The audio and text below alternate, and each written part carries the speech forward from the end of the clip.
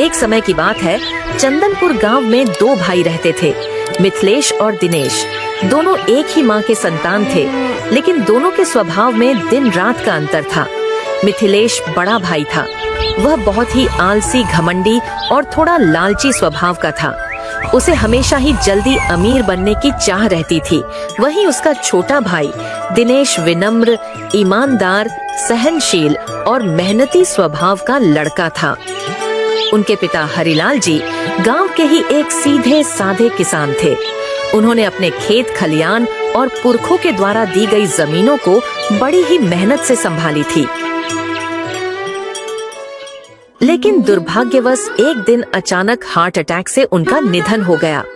हरिलाल जी के गुजरने के बाद दोनों भाइयों के सामने जिम्मेदारियों का पहाड़ टूट पड़ा।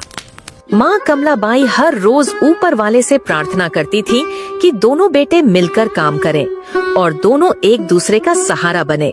लेकिन किस्मत को तो कुछ और ही मंजूर था। मिथिलेश ने तुरंत पिता की जमीन बेचने की बात उठाई। भाई, यह आप क्या कह रहे हैं? हम भला अपने पिताजी को उस जमीन को कैसे बेच सकते हैं? यह हमारे पूर्वजों का आशीर्वाद है, और भला आशीर्वाद कोई बेचता है क्या? तू नहीं समझेगा छोटे। तुझे क्या लगता है गांव में इस छोटे से खेत से क्या होगा? हम अगर इस गांव में रहें तो गरीबी हमारा मुबिर्दर बन जाएगी। मैं तो कहता हूँ तुम भी मेरे साथ शहर चलो, कोई बड़ा काम करते हैं। मैं बिजनेस करूँगा, तुम्हें भी किसी अच्छे काम में लगवा दूंगा। गांव का घर खेत सब बेच देते हैं। नहीं भाई, मुझे माफ करना, आपके साथ मैं शहर नहीं आ सकता। इस गांव से, यहाँ की मिट्टी से मेरी बहुत सारी यादें जुड़ी हुई है।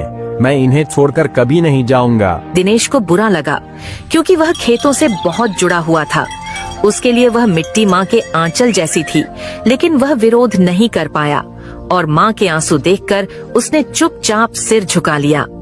मिथिलेश ने पिता की पूर्वजों द्वारा दी गई जमीन बेच दी और शहर चला गया।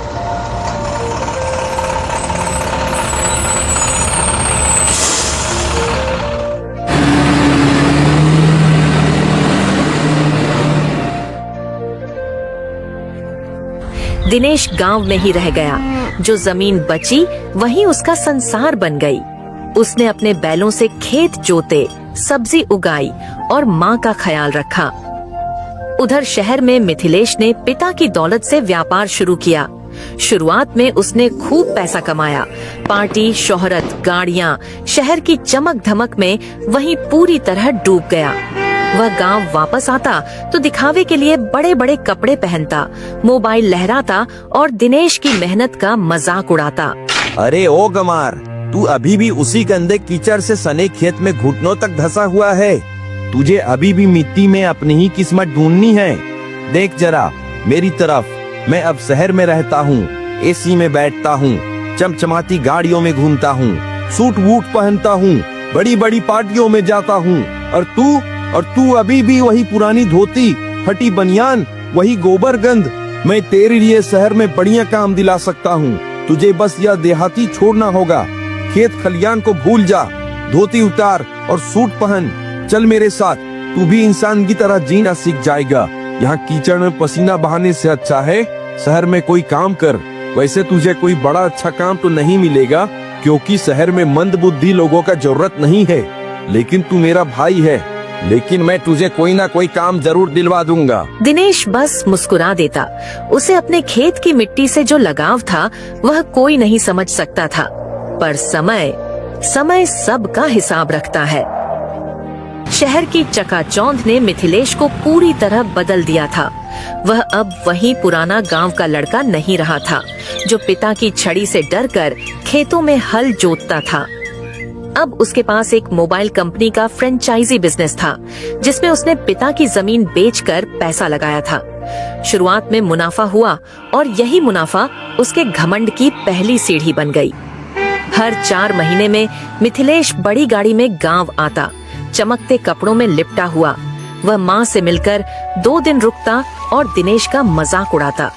दिनेश ने जो आधी जमीन बचाई थी उसी पर मेहनत शुरू की। खेतों में फसलें उगाई और गायों और भैंसों का पालन भी शुरू किया। वो दिन भर काम करता, रात को किताबें पढ़ता और धीरे धीरे गांव वालों के बीच उसकी इज्जत बढ़ती गई। मिथिलेश जब शहर से खूब कमाई करके गांव लौटा तो उसका रुतबा देखने लायक था। 4 आदमी पीछे पीछे, चमचमाती बाइक, महंगे कपड़े और हर वाक्य में घमंड। गांव में उसके वापस आने की खबर जैसे ही फैली, रिश्तेदार और परिचित उसे अपने घर बुलाने लगे। हर कोई चाहता था कि उसकी बेटी मिथिलेश के घर की बहू बने। आखिरकार सरपंच हरिलाल चौधरी की नजर उस पर पड़ी। उसकी बेटी अंजलि, एक सुंदर नखरे वाली, शहरी सपनों से भरी, जो हमेशा महंगे लिपस्टिक और झुमकों में सजी रहती थी। माँ, देखा तूने, सरपंच अपनी बेटी से मेरा विवाह कराना चाहता है। इसे कहते हैं 5 उंगलियां घी में। सरपंच की बेटी से विवाह करके मैं तो और भी अमीर हो जाऊंगा, और वह देखने में भी खूब सुंदर है। मुझे तो वह पहले दिन से ही पसंद थी। मिथिलेश को अंजलि पसंद आई। उसे लगा कि ऐसी बहू से उसका रुतबा और बढ़ेगा। जल्द ही दोनों का विवाह हो गया। गांव में कई दिन तक शादी की धूम रही। ढोल नगाड़े, लाइट, साज सज्जा, सब कुछ किसी राजा महाराजा की शादी जैसा था। उधर चुपचाप दिनेश अपने खेत में जुटा रहा। उसकी नजर आसमान नहीं, धरती पर टिकी थी। माँ कमलाबाई अब बूढ़ी हो चली थी, लेकिन दिनेश की देखभाल ने उन्हें कभी अकेलापन महसूस नहीं होने दिया। कुछ महीनों के बाद दिनेश ने भी विवाह कर लिया। उसकी पत्नी थी रूपवती, एक गरीब मजदूर की बेटी, जिसकी माँ का वर्षों पहले निधन हो गया था। रूपवती ज्यादा पढ़ी लिखी नहीं थी, लेकिन उसमें आत्मसम्मान, ममता और परिश्रम की सच्ची चमक थी। शादी के बाद रूपवती और दिनेश का जीवन साधारण था, पर संतोष से भरा। सुबह जल्दी उठकर खेत जाना, दोपहर में घर लौटकर माँ की सेवा करना और शाम में चूल्हे के पास बैठकर रोटियां सेकना, यही उनका सुख था। अब दोनों भाइयों की जिंदगी अलग अलग रास्तों पर चल रही थी। मिथिलेश का शहर में व्यापार धीरे धीरे घाटे में जाने लगा। उसका एक पार्टनर फ्रॉड निकला। बैंक का कर चुकता नहीं हुआ। ऊपर से अंजलि हर रोज नई नई डिमांड करती। देखो जी, मुझे नए गहने चाहिए। इतने सालों से वही 5 सेट पहन पहन कर बोर हो गई हूँ। सब लोग हंसते हैं कि तुम्हारी बीबी एक ही झुमका लेकर हर फंक्शन में आ जाती है।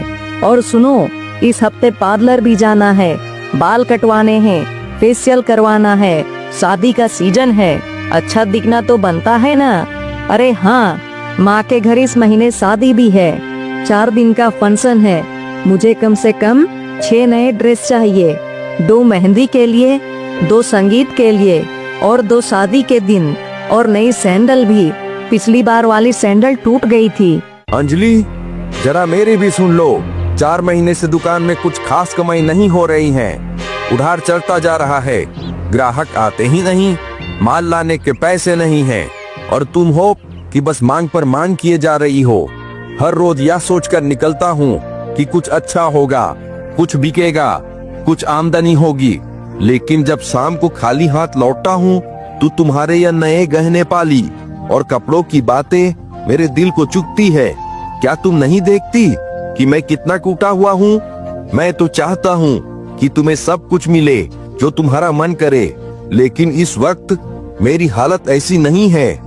अंजलि, थोड़ा साथ दो ना, थोड़ा सब्र करो। जब वक्त बदलेगा मैं खुद तुम्हारे लिए सोने का हार लेकर आऊंगा, लेकिन अभी नहीं, अभी सिर्फ मेरी मजबूरी है। वो सब मैं नहीं जानती, तुम भूलो मत, मैं सरपंच की बेटी हूँ। मेरे पिता ने मेरी सारी ख्वाहिशें पूरी की है। मुझे पता होता कि तुम कंगाल होने वाले हो तो मैं तुमसे कभी भी ब्याह नहीं करती। मेरे लिए बहुत अच्छे अच्छे रिश्ते आए थे।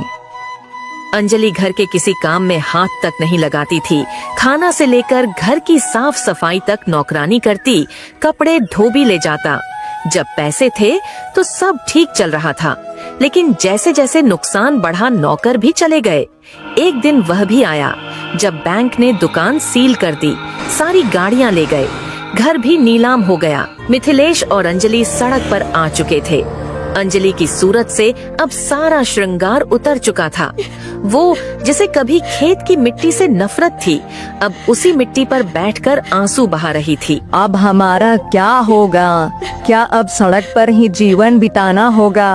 हे ऊपर वाले, यह कैसा पति दिया है तूने जो इतने बुरे दिन दिखा रहा है। इस धूप में तो मेरी पूरी त्वचा जल जाएगी। यह कैसे दिन देखने पड़ रहे हैं। ये तुम क्या बोल रही हो अंजलि? तुम बिल्कुल चिंता मत करो, मैं कुछ करता हूँ। मैंने अभी हार नहीं मानी है।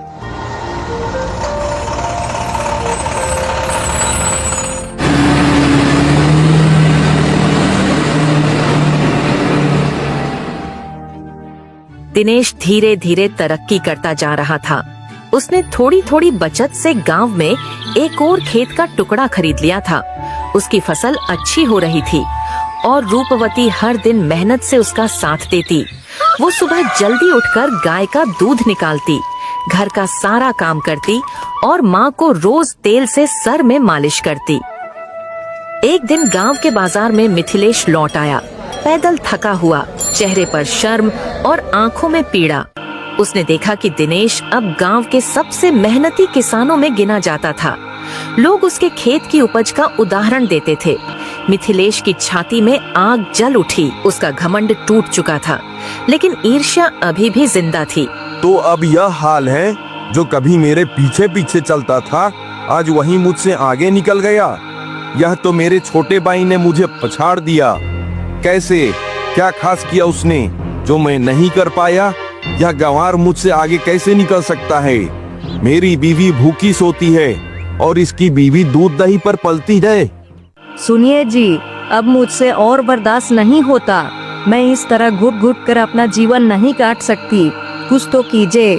यह कैसी विडंबना है कि वह दिनेश और उसकी पत्नी हमसे ज्यादा खुश और संपन्न हो गए हैं। कभी जो हमारे सामने हाथ जोड़ते थे, आज वो हमें ही नीची निगाहों से देखते हैं। दिन रात उनका ऐसो आनंद देख देख कर मेरा दिल जलता है। कैसे दिन आ गए हैं कि जिनके ऊपर हम कभी दया करते थे, आज वही हम पर तरस खा रहे हैं। नहीं नहीं, सुनिए, अब और नहीं। मैं उन्हें हमसे आगे बढ़ता हुआ नहीं देख सकती। कुछ कीजिए, कुछ भी कीजिए, वरना मैं तो घुट घुट कर मर जाऊंगी। मिथिलेश गांव के ही बाजार के नजदीक एक भाड़े की झोपड़ी में रह रहा था और दिन रात एक ही बात सोचता कि कैसे दिनेश को नीचे गिराया जाए। और तभी किस्मत ने एक मौका दिया।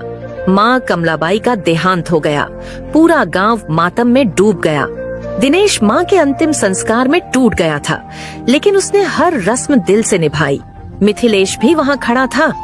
आंखों में आंसू तो थे, लेकिन दिल में एक और योजना पल रही थी। कुछ दिन बाद मिथिलेश तहसील कार्यालय गया और एक दलाल से मिलकर जाली दस्तावेज बनवाए। उसमें लिखा था कि माँ कमलाबाई ने मृत्यु से पहले सारी संपत्ति केवल मिथिलेश के नाम कर दी है। दस्तावेज नकली थे, लेकिन पूरी तरह असली जैसे दिखते थे। एक शाम जब दिनेश खेत से लौट रहा था, तो देखा कि घर पर दो आदमी खड़े हैं। गांव के पटवारी और चौकीदार। मिथिलेश ने सबके सामने कागज लहराते हुए कहा, देख दिनेश, ये रहा वसीयतनामा।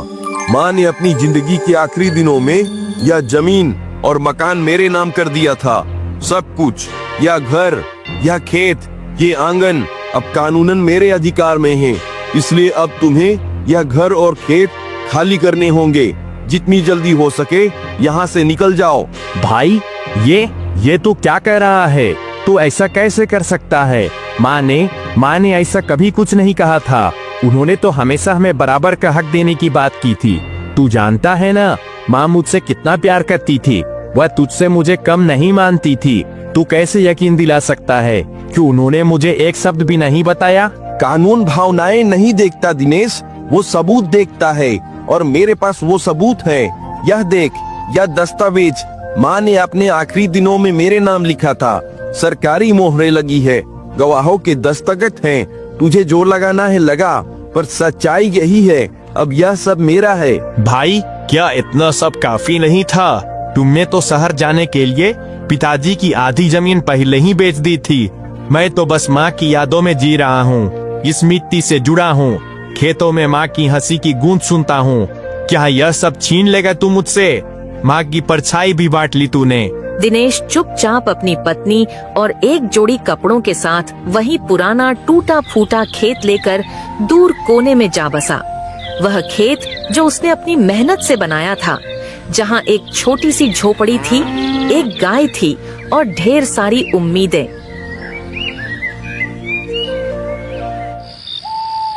रूपवती, तुम चिंता मत करो, हम फिर से मेहनत करेंगे।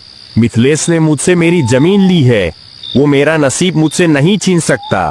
दुख तो इस बात का है कि मेरे अपने भाई ने मुझे धोखा दिया, मुझसे दगाबाजी की, लेकिन मैं फिर से सब काम करूंगा। तुम देखना, बहुत जल्द हम अपने गांव में घर ले लेंगे। मुझे आप पर पूरा भरोसा है जी, आप मेरी चिंता मत करिए। इस समय हमें काम पर ध्यान देना चाहिए। वैसे भी यह झोपड़ी छोटी है, पर आपका मन तो बहुत बड़ा है। मेरे लिए यही काफी है कि मेरा पति एक ईमानदार और अच्छा इंसान है। मुश्किल के समय में मैं आपके साथ हूँ। हम इस बुरे समय को भी मुस्कुराकर पार कर लेंगे।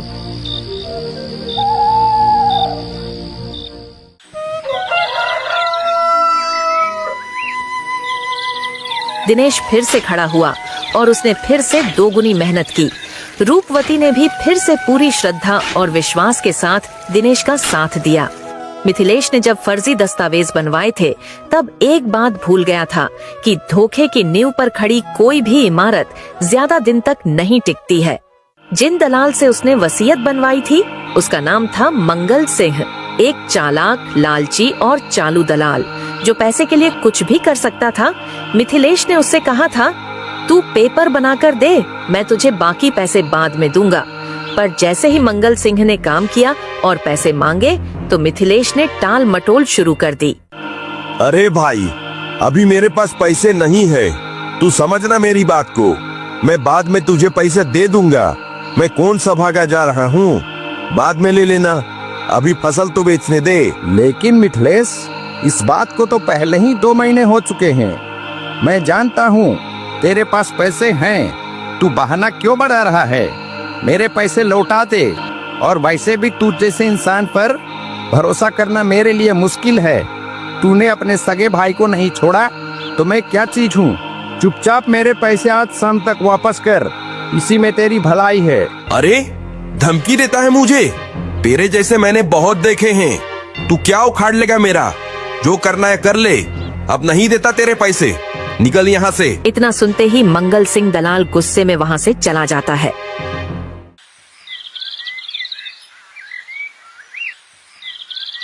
गांव की चौपाल में उस दिन पंचों की सभा बुलाई गई थी, क्योंकि गांव में जमीन को लेकर कई सवाल उठने लगे थे। मिथिलेश वहां सबसे पहले पहुंचा ताकि अपने झूठ को सच का पोशाक पहनाकर पेश कर सके। उसके चेहरे पर बनावटी आत्मविश्वास था। तभी वहां दलाल मंगल सिंह आ धमका। सीधे दस्तावेज और सबूतों के साथ उसने पंचायत के सामने फर्जी वसीयत के कागज, दस्तखतों की तुलना और तहसील से निकली उसकी नकल पेश की। सबके सामने उसने ऊंची आवाज में कहा, सुनो गांव वालों, इन कागजों पर जो दस्तखत है वह दरअसल कमलाबाई के नहीं है। मैंने खुद मिथिलेश के कहने पर यह बनाए थे और बदले में जो पैसे उसने मुझे देने का वादा किया था वह भी नहीं दिए।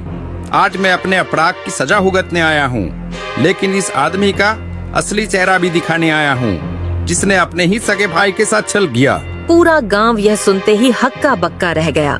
मिथिलेश की बोलती बंद हो गई। डर के कारण मिथिलेश अंदर से कांप रहा था। सरपंच जी अपना फैसला सुनाते हुए बोले, अरे ये मैं क्या सुन रहा हूँ? मिथिलेश, तूने न केवल अपने भाई को ठगा बल्कि अपनी माँ की आत्मा को भी अपमानित किया है। क्या तुझे एक पल के लिए भी अपने भाई पर तरस नहीं आया? तेरे हाथ नहीं कांपे? और अब तेरे पापों का घड़ा भर चुका है। सजा भुगतने के लिए तैयार हो जा। और अंजलि, तुम्हें सब पता होने के बावजूद भी तुमने मुझे नहीं बताया। शर्म आती है मुझे तुम्हें मेरी बेटी कहने पे। मेरी आंखों के सामने से दोनों निकल जाओ यहाँ से। सुनो सुनो सुनो गांव वालों, दिनेश को उसकी जमीन और मकान तत्काल वापस दिया जाए और मिथिलेश और अंजलि को गांव से बेदखल किया जाए ताकि वह दूसरों के लिए सबक बने। और यहीं आज की पंच सभा खत्म होती है।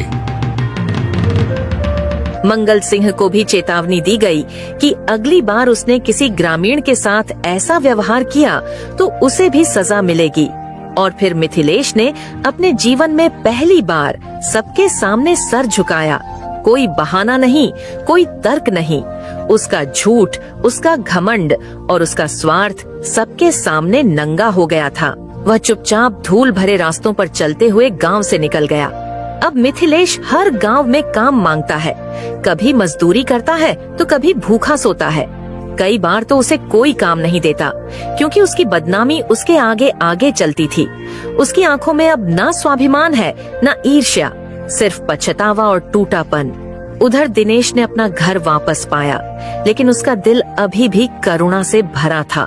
हे ऊपर वाले, मेरे भाई को सही रास्ता दिखा, उसके मन का अंधकार मिटा, उन्हें मेहनत और ईमानदारी का महत्व सिखा। शायद समय ने अपना सबक उन्हें सिखा दिया है।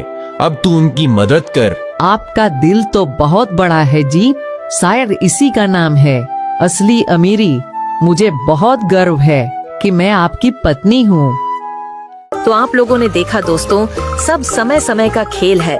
जो दूसरों को धोखा देता है, उसे समय ऐसा पाठ पढ़ाता है कि उसकी पहचान तक मिट जाती है। और जो मेहनत करता है, वह एक दिन जरूर समय के ताज पर राज करता है।